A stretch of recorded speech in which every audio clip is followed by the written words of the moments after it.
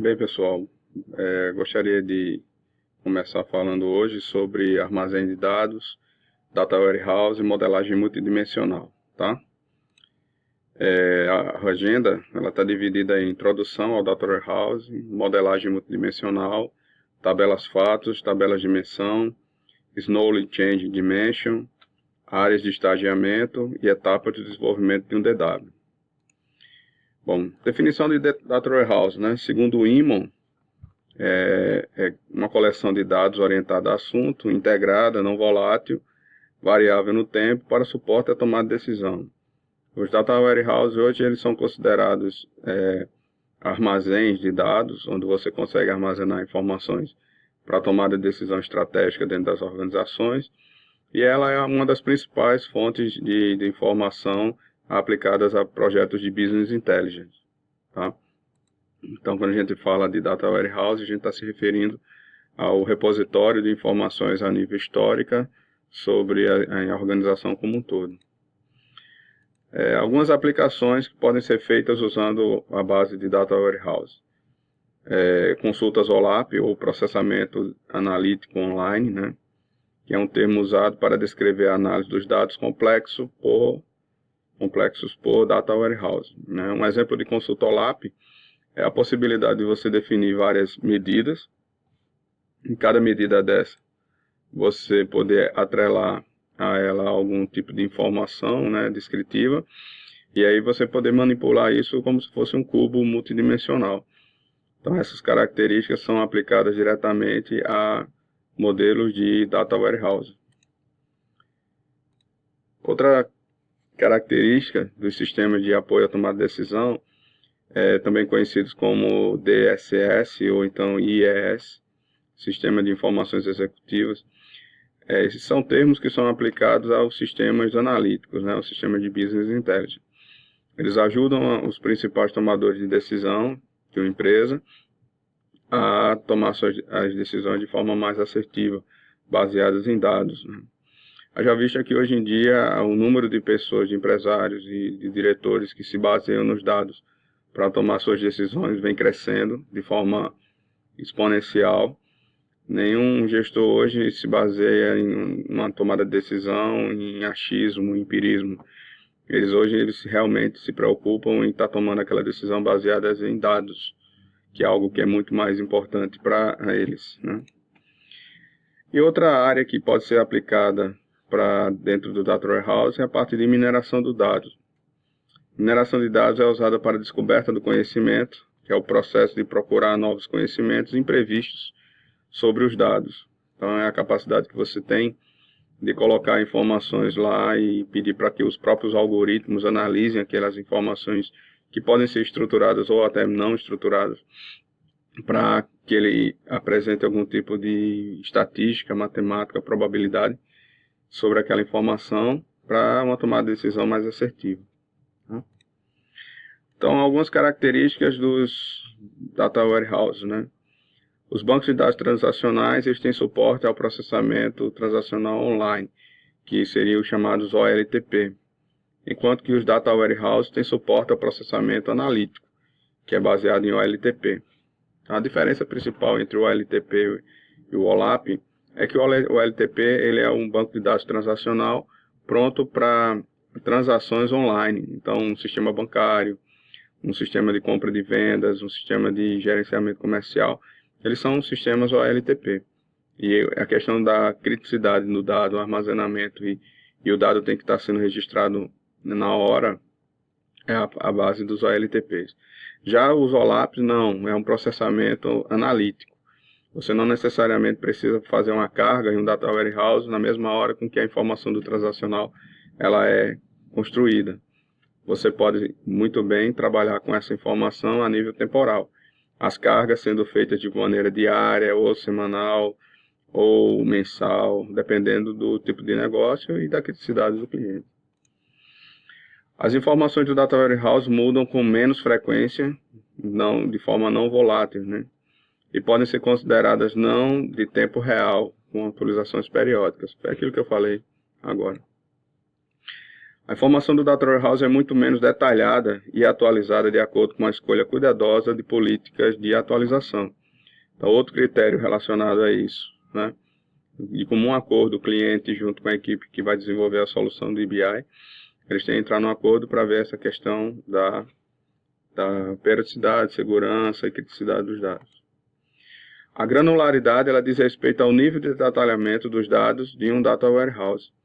A questão da granularidade é algo que é bem interessante dentro dessa parte, porque no Data Warehouse você pode colocar uma granularidade maior ou menor, dependendo da sua necessidade. As informações podem estar muito mais agrupadas, né?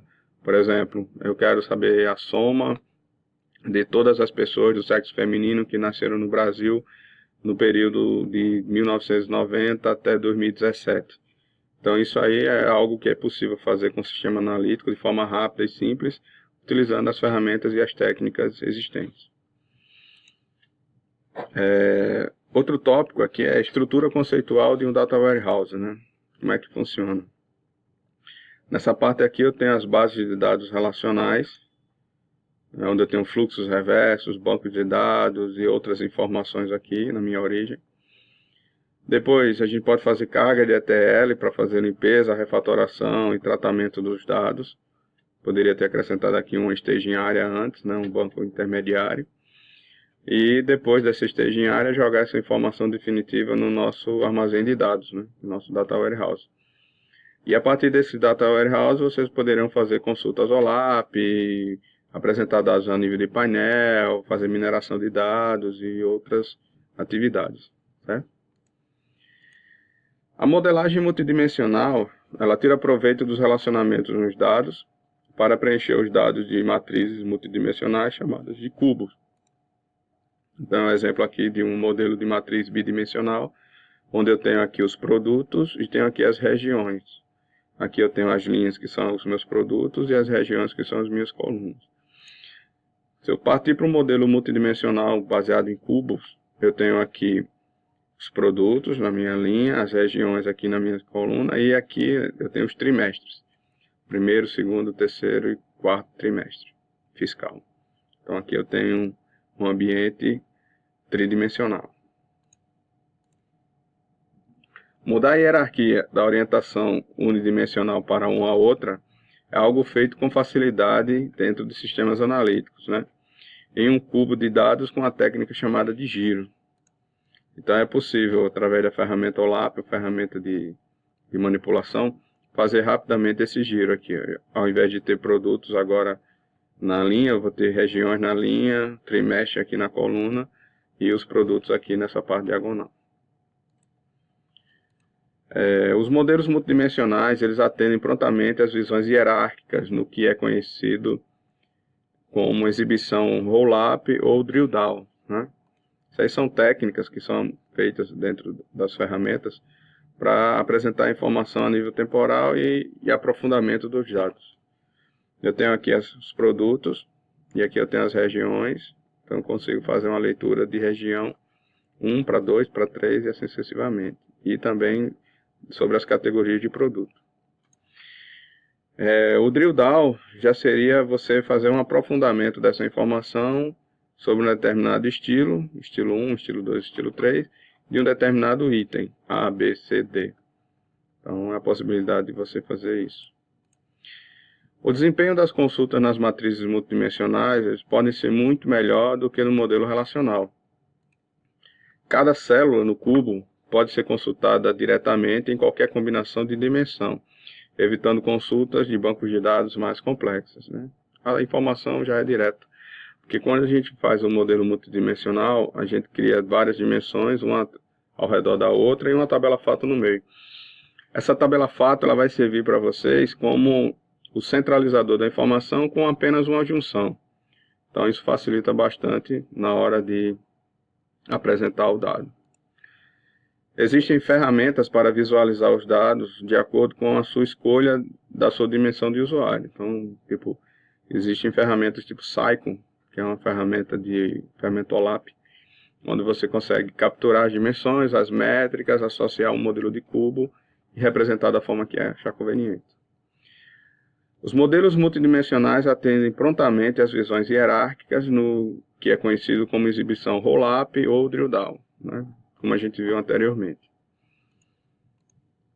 Dois esquemas comuns para design de Data Warehouse são elencados, digamos assim, conhecidos na literatura. Um que é o esquema estrela, que é o star, e o outro que é o esquema snowflake, que é o floco de neve. O modelo star, ele tem como característica aqui, ó, eu tenho as dimensões, dimensão e dimensão, que são atreladas a uma só tabela fato, e essas dimensões fazem um relacionamento de 1 para n na tabela fato, tá? Então, dimensão tempo, 1 para n para a dimensão fato-venda. Dimensão produto, 1 para n na dimensão fato-venda. E a dimensão cliente, 1 para n na dimensão fato-venda. Então, esse é o modelo star. Já no modelo snowflake, o floco de neve, eu posso ter também essa característica aqui, uma dimensão associada a uma outra dimensão. Eu tenho uma DIN departamento que está ligada a DIN produto, que por sua vez está associada a fato venda.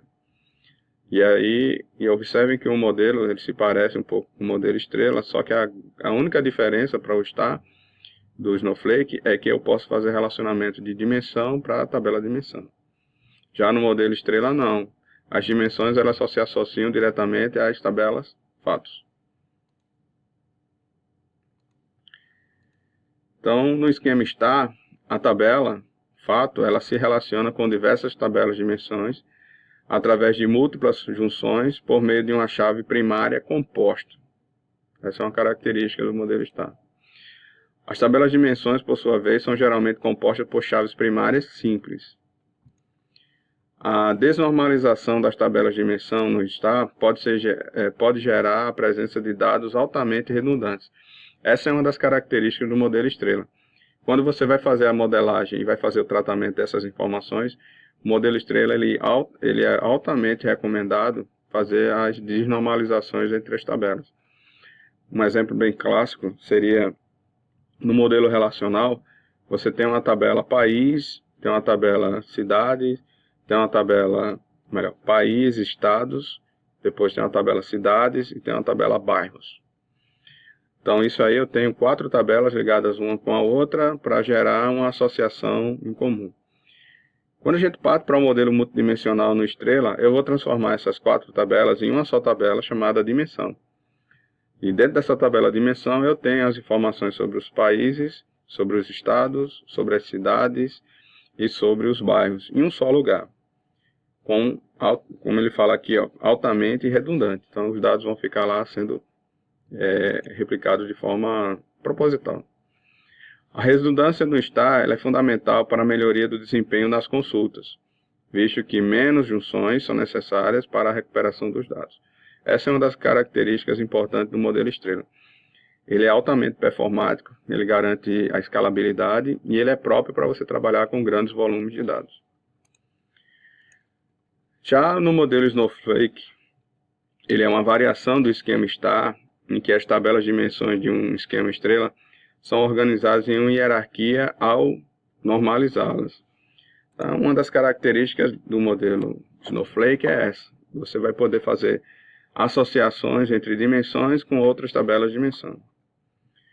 Os benefícios da normalização, como a eliminação de redundâncias, geralmente comprometem o desempenho das consultas de um Data Warehouse.